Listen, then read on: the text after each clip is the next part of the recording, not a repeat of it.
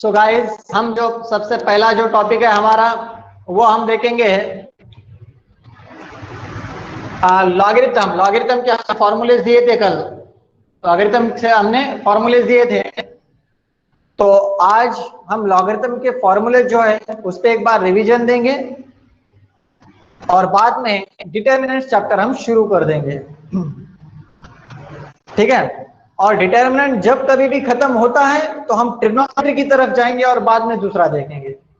ठीक है बच्चों, चलिए। तो हमारा जो टॉपिक है उसका नाम है डिटर्मिनेंट्स। व्हाट? डिटर्मिनेंट्स। गाइस, अभी इन जो बच्चे उनका डिटर्मिनेंट्स तो हो चुका है, उनको आता भी है। जिन बच्चों को नहीं आता है उनके लिए मैं पढ़ा रहा हूं, और जो आता है उनके लिए रिवीजन है ये।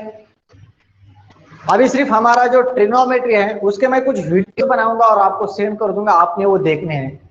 क्योंकि ट्रिग्नोमेट्री में बहुत ज्यादा समय लगता है उसको पढ़ाने में, तो वो हमारे पास इतना टाइम नहीं है, ऐसा हम सोच के उसके वीडियोस बना देंगे और आपको मैं वो सेंड कर दूंगा। तो चलेगा या नहीं चलेगा वो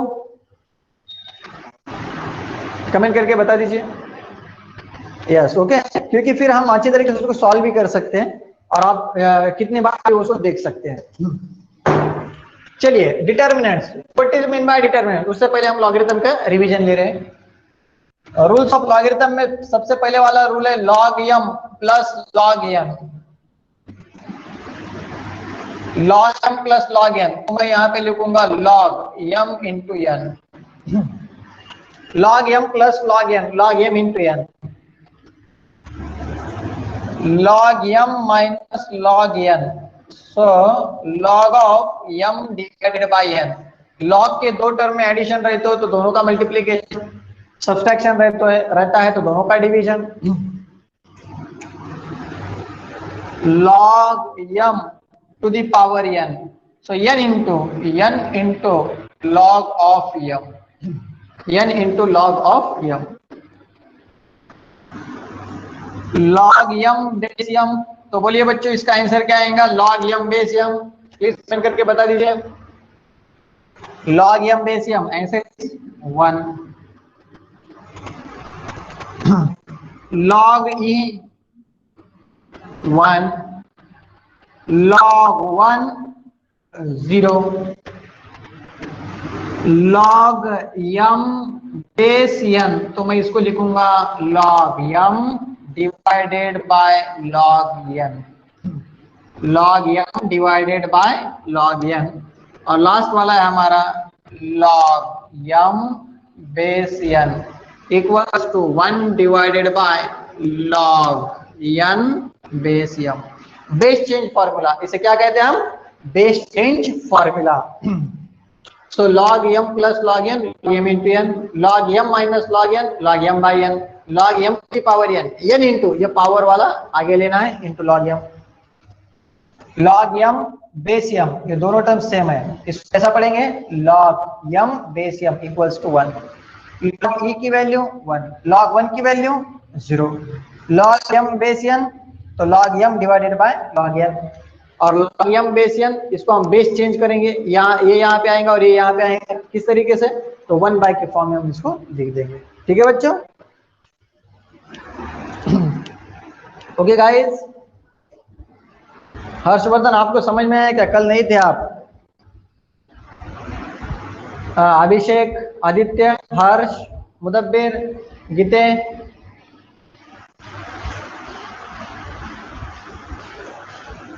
हर्ष, ये पूरा एक चैप्टर है, मैं इसको अलग से पढ़ाऊंगा। सबसे पहले हम डिटर्मिनेंट्स देखेंगे, क्योंकि अभी जैसे कि हर्षवर्धन नया ज्वाइन हो चुका है, वो डायरेक्टली वो लॉगरिथम लेंगे ना, थोड़ा प्रॉब्लम क्रिएट हो जाएगा, बहुत से बच्चों को समझ नहीं आएगा। ठीक है, तो पहले हम डिटर्मिनेंट्स लेंगे और उसके बाद में हम उसको ले जाएंगे।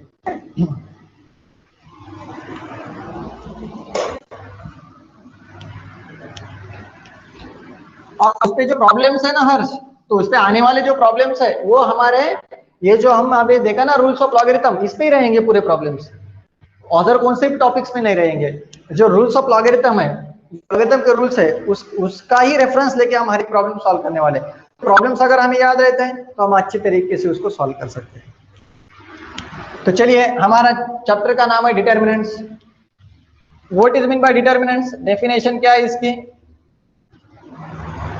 डेफिनेशन, सो डेफिनेशन जो बताएंगे मुंडे, अभिषेक मुंडे, आदित्य गोरे, बाद में कौन है जो बच्चे नए ज्वाइन नहीं है? योगेश्वर यादव, अगर आता होगा तो। डेफिनेशन फास्ट, माइक ऑन करके भी बोल सकते हैं मुंडे, आप माइक को आप ऑन करके बोल सकते हैं मुझे मुंडे, अभिषेक।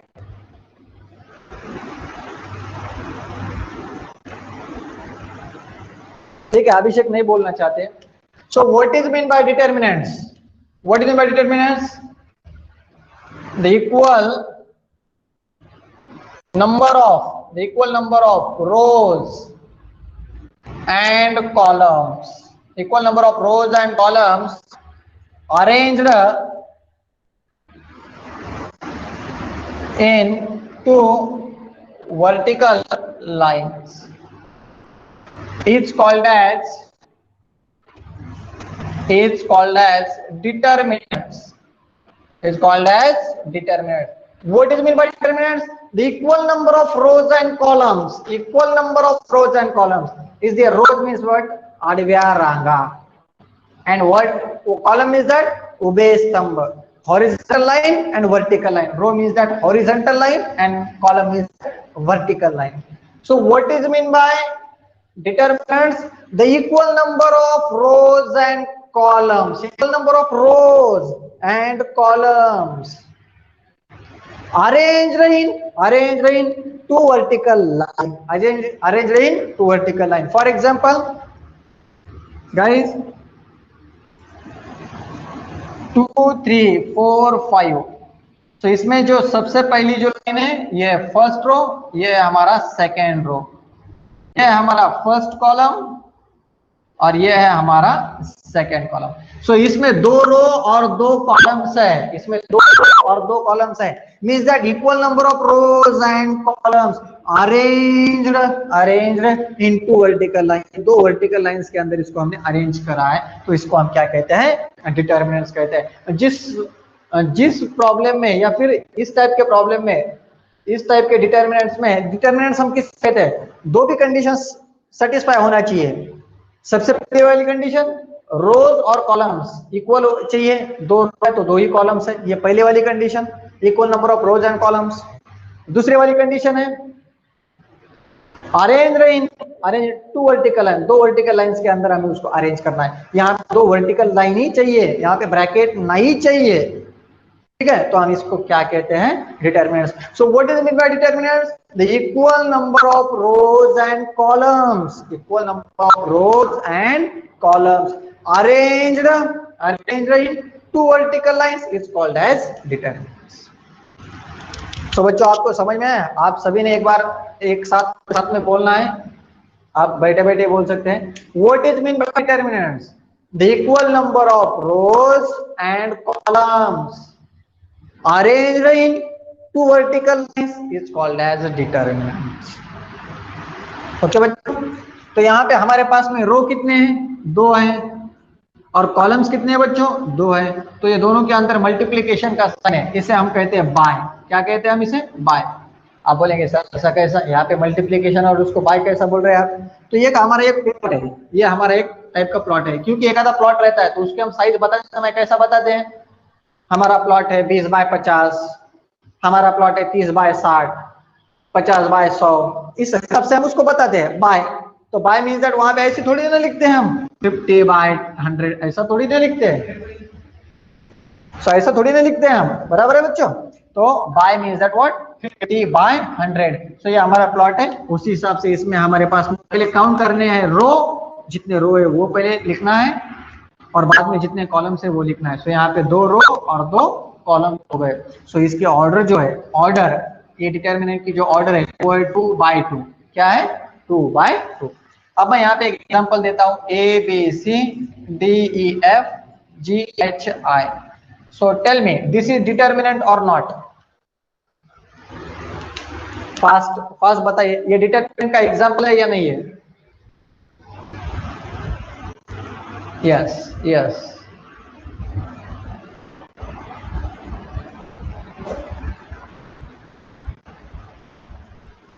यस सही। WWE ऑफिशियल, आप बोलिए कुछ तो भी। आपको समझ में आया क्या मैंने क्या कहा हर्षवर्धन? मैंने जो डेफिनेशन बताई वो आपको समझ में आई क्या नहीं आई? योगेश्वर जादव,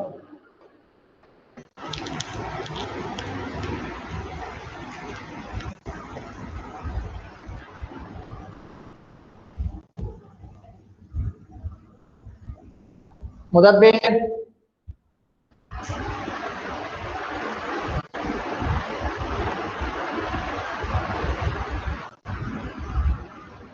ओके। तो सबने कहा कि ये डिटर्मिनेंट है। हमारे यहाँ के पूरे बच्चों का आंसर 101% रॉन्ग है। क्यों भाई? अभी मैंने दो कंडीशंस बताए ना आपको, equal number of rows and columns, ये पहली कंडीशन, और दूसरी condition arrange in two vertical line चाहिए, सिर्फ लाइन चाहिए, ब्रैकेट नहीं चाहिए। तो यहाँ पे देखिए, यहाँ पे 1 2 3 3 रो है, सो 3, और यहाँ पे 3 कॉलम्स है, तो बाय, सो इसके ऑर्डर है 3/3। मगर ये जो दिए वाला है ब्रैकेट है, यहाँ पे 2 वर्टिकल्स लाइन नहीं है, यहाँ पे 2 वर्टिकल्स लाइन ही चाहिए, तो इसको हम डिटर्मिनेंट्स कह सकते हैं। समझ में आया क्या? हो मुलांनो, याच्यात 3 रो आणि 3 कॉलम आहे, काही अडचण नाही, पण 2 व्हर्टिकल लाईन नव्हत्या ना, ब्रॅकेट होतं, त्यामुळे हे डिटर्मिनंट नव्हतं, आता हे डिटर्मिनंट आहे. Okay, so equal number of rows and columns arranged into vertical lines is called as determinants, is called as determinants. Determinant is denoted by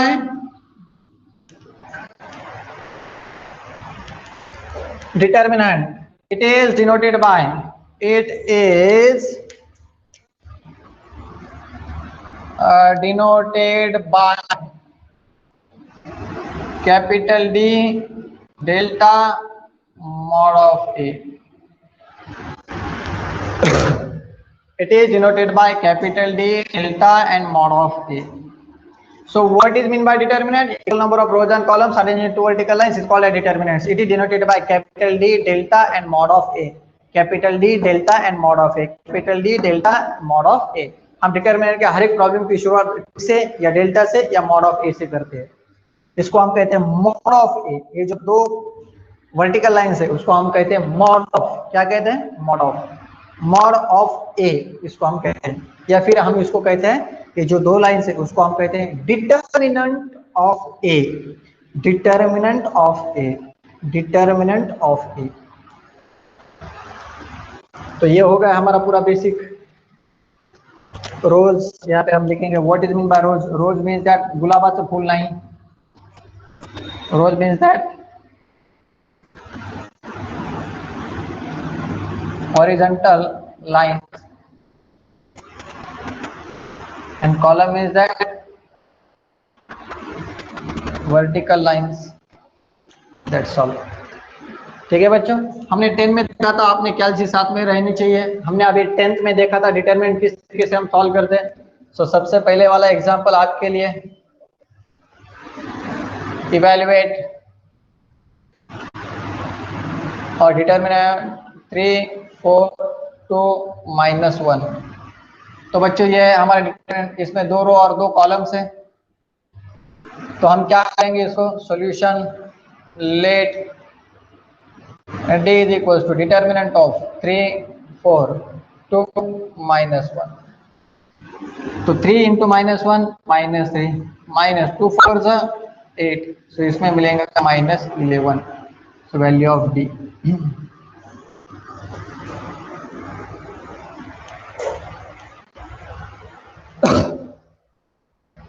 पहले इस दोनों का मल्टीप्लिकेशन, ये होगा -3, दोनों में कभी भी माइनस का साइन करना है, और बाद में दोनों का मल्टीप्लिकेशन, तो इसका आंसर आता है -3। आप सभी को समझ में आ रहा है बच्चों? प्लीज कमेंट कीजिए। मैं आपको नंबर ऑफ प्रॉब्लम्स देने वाला हूँ अभी।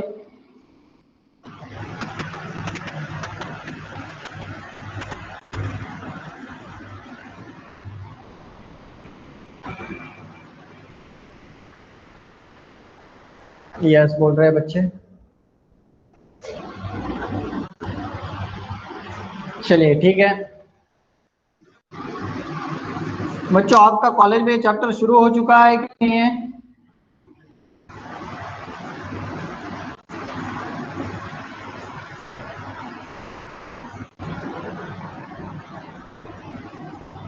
शुरू हो चुका है या नहीं? नहीं नहीं। ओके, योगेश्वर आप भी आंसर देते चलिए। चलिए बच्चों, सभी कभी भी जो प्रॉब्लम है उसमें अगर डी नहीं दिया वाला है तो मीन्स कंसिडर कीजिए कि ये पूरा टर्म ये डिटर्मिनेंट है। डी इज पूरा लिखना है, ये दोनों का मल्टीप्लीकेशन करना है। 1/2 मल्टीप्लाई बाय 7/2, दोनों के अंदर माइनस का साइन इन ब्रैकेट, ये दोनों का मल्टीप्लीकेशन -3/2 इंटू 5/2। तो बच्चों क्या करेंगे हम इसको? हाँ, ये मल्टीप्लीकेशन है। 1 × 7 7, 2 2 ज़ा 4, माइनस इंटू माइनस प्लस, 3 5 ज़ा 15 बाई 2 2 ज़ा 4। सो उसके बाद में हम लिखते हैं बच्चों d इज इक्वल्स टू दोनों का डिनोमिनेटर कैसा है? सेम है, तो न्यूमरेटर की एडिशन करेंगे। 7 + 15 डिवाइडेड बाय 4। तो फाइनली क्या आएगा बच्चों? d इक्वल्स टू, बोलिए, 22/4 बराबर है क्या नहीं? 11/2 means that d is equals to, यहाँ पे हमें मिलेगा 11/2। बात ही खत्म हो रही है। समझ में आया क्या बच्चों?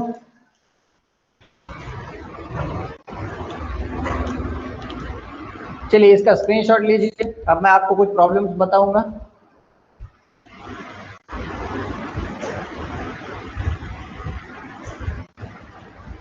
इसका स्क्रीनशॉट लीजिए। अब मैं आपको सॉल्व करने के लिए दे रहा हूं, आपने वो सॉल्व करना है।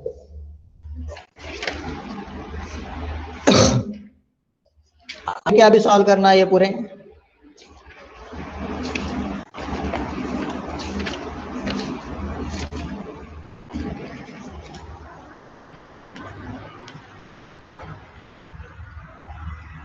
और ये पूरा घर पे लिखना है, स्क्रीनशॉट लेके आपके मोबाइल में नहीं रहना चाहिए, लिख के उसको डायरेक्टली डिलीट कर देना है।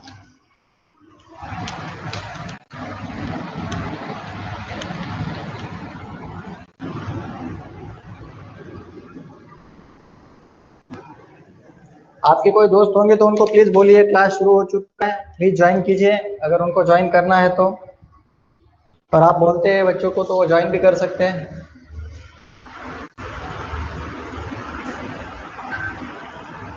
वेलवेट 1 2 3 4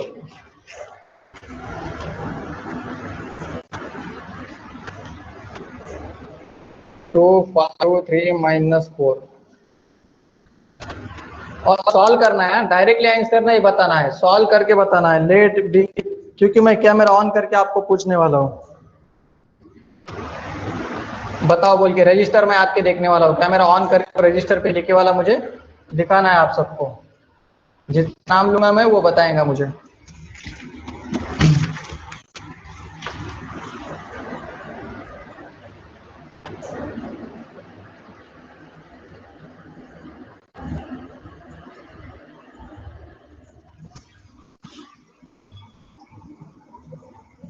आप कैल्सी का भी यूज कर सकते हैं, कुछ प्रॉब्लम नहीं है।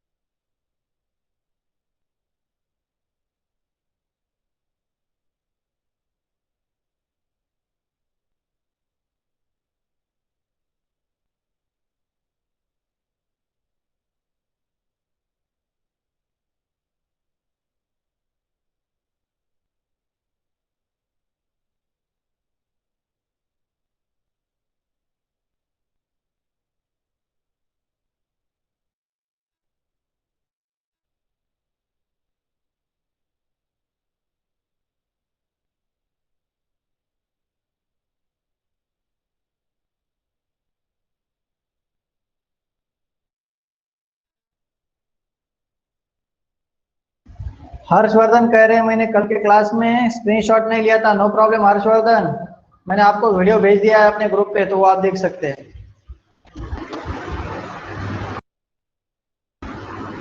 सभी ने वो सॉल्व करके मुझे फास्ट आंसर भेजने हैं।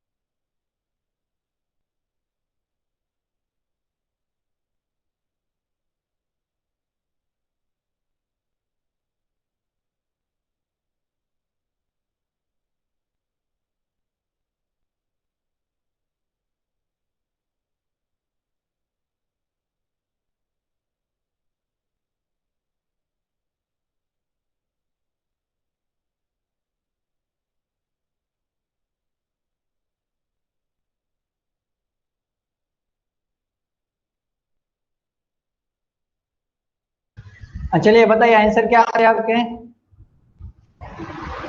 वन बाय वन, एक 3 नंबर, 4 नंबर, 5 नंबर ऐसा डाल के आप आंसर मुझे सेंड कर सकते हैं। करिए, कमेंट करके बताइए। पहले तीसरे का आंसर, चौथे का आंसर, पांचवे का आंसर बताइए फास्ट।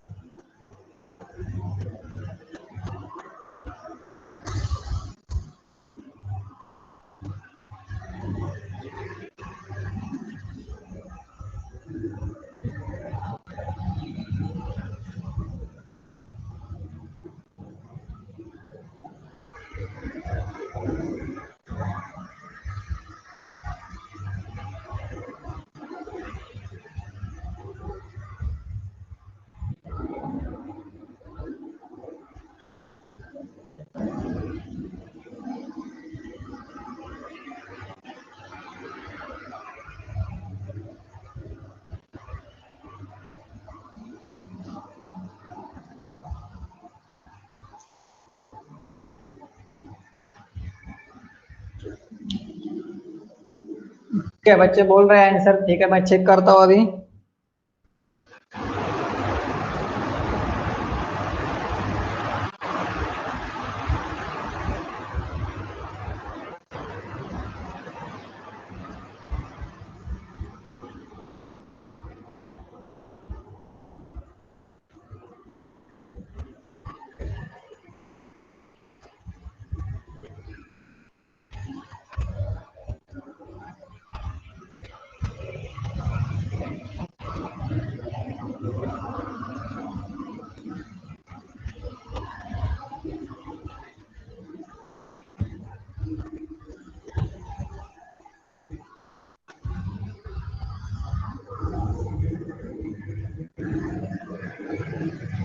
ओके गीते।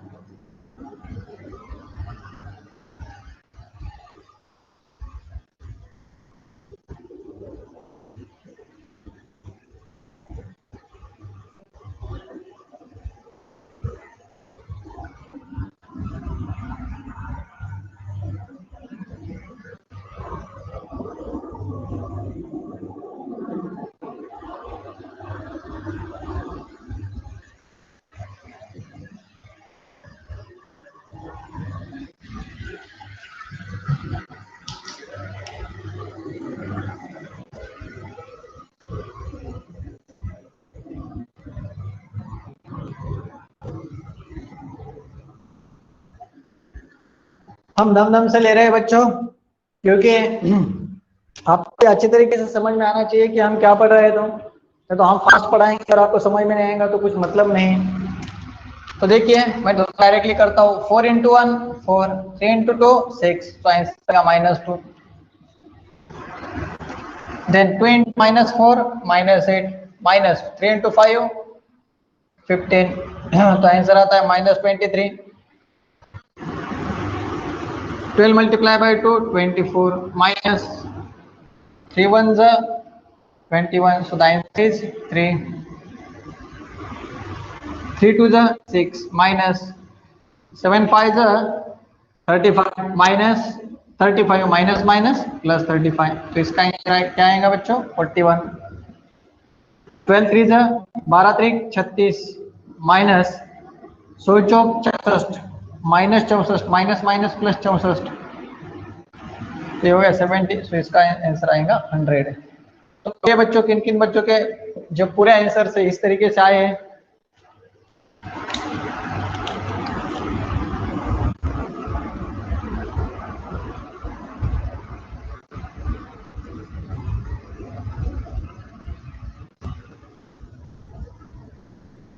ओके अभिषेक,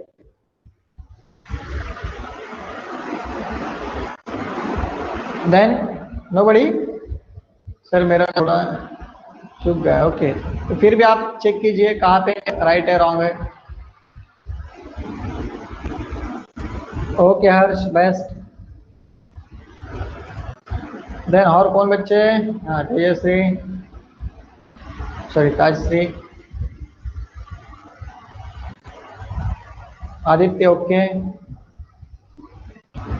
अभिषेक, आदित्य, हर्ष, मुदब्बिर, अरे हर्षवर्धन आप कुछ बोल भी नहीं रहे यार, आपके आंसर आए या नहीं, कितनों के आंसर आए, कौन चीज के आंसर आए,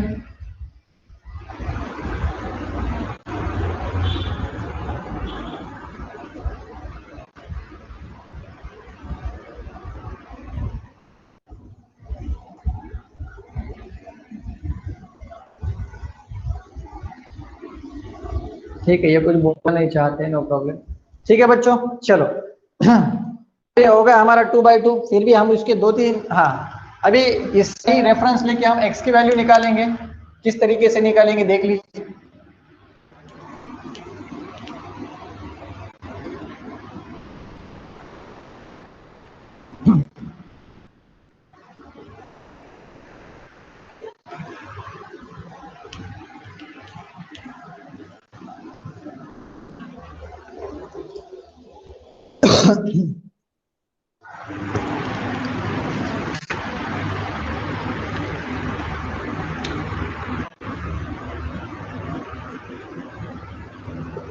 सॉल्व 2 7 3 12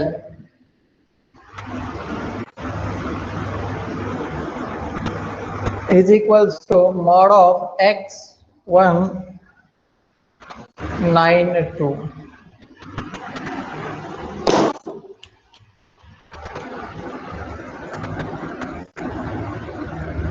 सॉल्यूशन यहाँ पे हमें तो सॉल्व करना मीन्स दैट यहाँ पे हमें सिर्फ डिटर्मिनेंट नहीं निकालना है, तो हमें सॉल्व करना है, एक्स की वैल्यू निकालनी है हमें, जो कि हमें एग्जाम में 2 मार्क्स के लिए एग्जाम में आता है, तो आप अच्छे तरीके से ध्यान दीजिए इसे। हम इसको गिवन लिखेंगे, क्यों गिवन लिखेंगे, क्योंकि प्रॉब्लम में इज इक्वल्स टू का साइन है, जब कभी भी प्रॉब्लम में इज इक्वल्स टू का साइन रहता है तो प्रॉब्लम की शुरुआत गिवन से होती है, और हमें यहाँ पे डी की वैल्यू नहीं निकालनी है, हमें वैल्यू निकालनी है एक्स की, जो कि हमारे पास में प्रेजेंट है। जब कुछ नहीं रहता है तो हम डी की वैल्यू निकालते हैं। तो देखिए क्या आएगा यहाँ पे गिवन में 2 7 3 12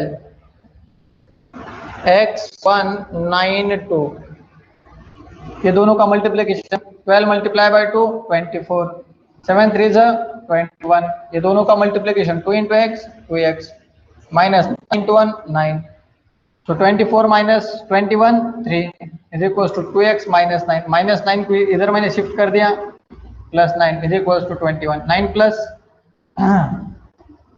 3 12 is equals to 2x, 2 multiply का इधर में गया तो डिवाइडेड में जाता है, इज इक्वल्स टू x, तो 2 1 2 6, तो x की वैल्यू हमें क्या मिलती है बच्चों? 6 मिलती है। x की वैल्यू हम क्या निकालेंगे? 6। समझ में आया आपको?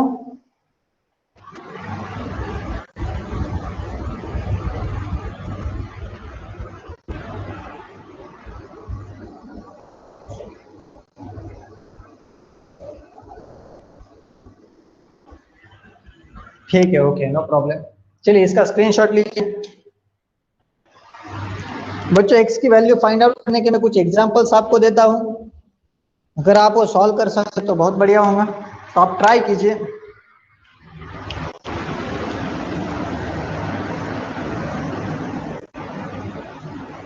Find x if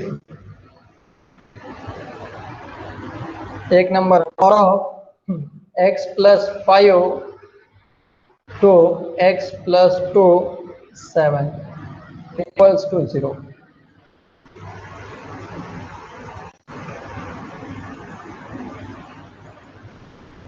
2 3 4 5 mod of x 3 2x 5।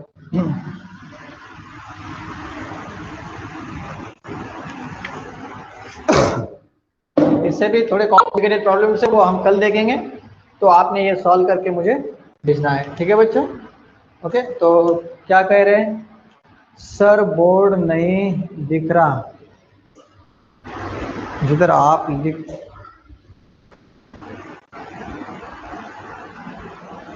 Board नहीं दिख रहा। किन बच्चों को बोर्ड नहीं दिख रहा है?